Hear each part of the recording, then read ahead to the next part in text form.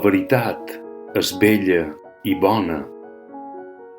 La bellesa és bona i vertadera. La bondat és vertadera i bella.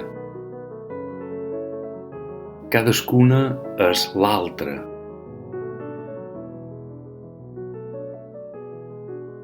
Les paraules encadenades de Joan Mascaró sempre mos acompanyen en els moments de transició, de creixement, de maduresa. Marquen el rumb.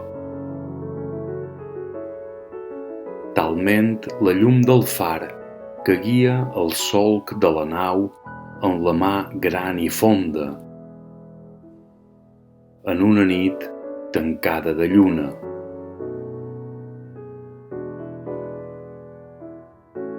L'amor crema els odis i els temors.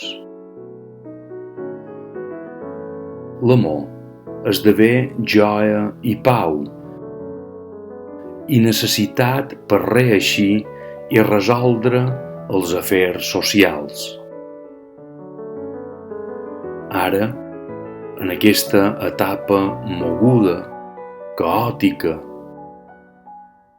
democràticament feble, extrema en els posicionaments ideològics i polítics, la llibertat és difícil, perquè la llibertat és fer allò que volem, si allò que volem és bo, bell i vertader. No hem de témer la innovació. Sempre hem de confiar en la intuïció. I ens hem d'allunyar de l'immobilisme que mos oculta la veritat. Aquesta veritat que es manifesta cada dia. Ens hem de mantenir fidels a aquesta veritat que mos constitueix. Llavors, mos hem de preguntar: què hi ha darrere les actituds d'inseguretat i de manca de fe en allò que realment som? Hem de tenir fe en una vida més viva, més creativa, més lliure, més conscient dels ritmes de les idees. No ens hem de preocupar, hem de ser pacients, constants i també indulgents en nosaltres mateixos. La falta de compromís en la nostra pròpia transformació té moltes formes diverses, però la més radical és la por a la mort i la por a la divinitat, la por a tot allò que mos transcendeix, la por al misteri, un misteri obscur, opac als sentits. És la por a ser conduïts allà on mos transformam en la realitat que ja som. Aquest esperit que mos aprofundeix, mos relliga en la naturalesa essencial i mos configura tal qual som. És l'alè que crea la vida, la força que renova i cura,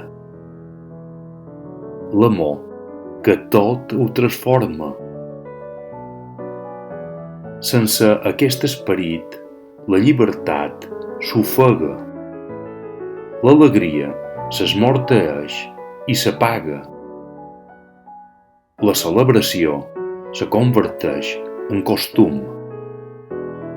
La comunió se trenca, la missió s'oblida, l'esperança mor i creixen les pors. Hem de revifar la bellesa i recrear aquest esperit amorós. Així posarem el nostre granet d'arena per transitar de la societat actual del caos a l'enteniment, del conflicte a la pau, del rebuig a l'abraçada. Les passes dels homes hauran d'abraçar la naturalesa, observar-la, estimar-la, respectar-la. Amor, humilitat, comprensió i bondat. Comunió total amb l'univers. Veritat profunda, amagada i revelada, que estima i resta per sempre.